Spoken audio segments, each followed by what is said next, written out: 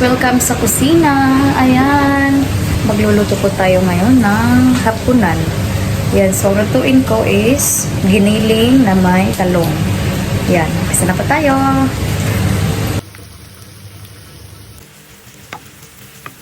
Yan. Lutuin natin yung giniling. Ayan. Bago natin ilagay ang talong. Para maluto din yung karne.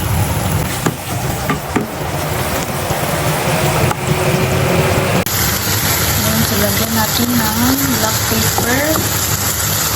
Ayan, bayo ko rin. Ayan, oil.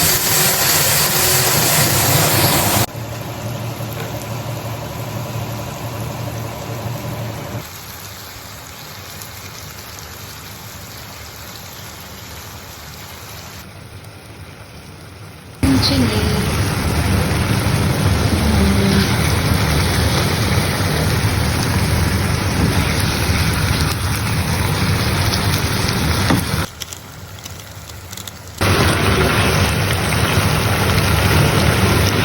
Ayan, luto na yung talong na may giniling.